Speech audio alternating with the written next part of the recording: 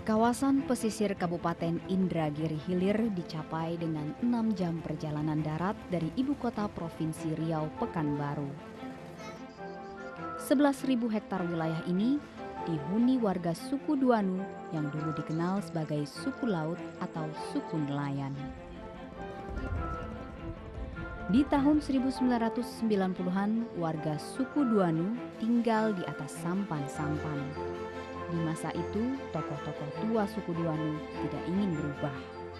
Tantangan yang paling terberat itu sebenarnya dari dalam. Kenapa dari dalam itu sendiri, dari suku Duanu itu sendiri?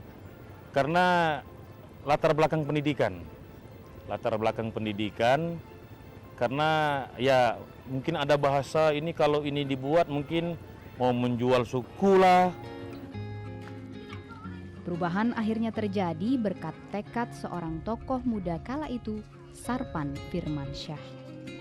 Karena sangat susah itu kan untuk merubah tradisi orang suku Duanu itu yang tadinya hidup di air, di perahu-perahu, kita coba direlokasi mereka untuk hidup di daratan dengan relokasi rumah.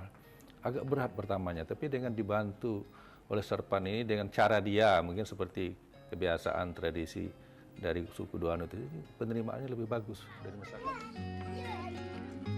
Dengan dorongan Sarpan yang belakangan didaulat menjadi kepala suku, 15 ribuan warga suku laut belajar hidup di darat.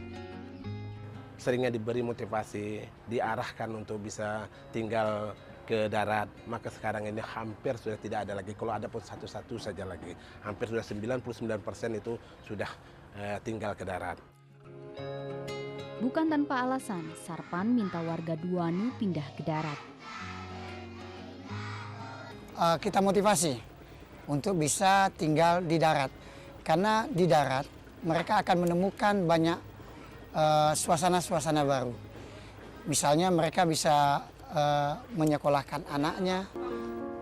Upaya Sarpan, sarjana teknologi perikanan Universitas Riau, tidak sia-sia. Sarpan ini sudah sarjana ya. Nah, ini memberi motivasi sehingga suku yang lain daripada masyarakat suku ini termotivasi untuk meningkatkan pendidikannya.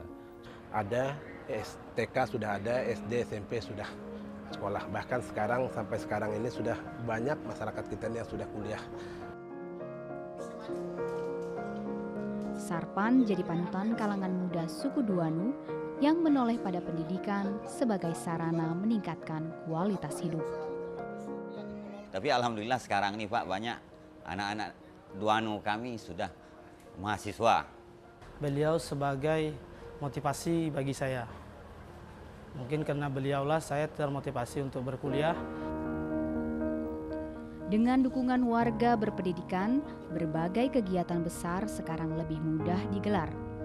Budaya asli suku Duanu, menongkah misalnya, yaitu mencari kerang di lumpur dengan papan luncur, kini diakui luas dan meraih rekor di tahun 2008 sebagai tradisi jenis ini dengan peserta terbanyak. Kepemimpinan Sarpan akhirnya juga dikenal di luar suku Duanu.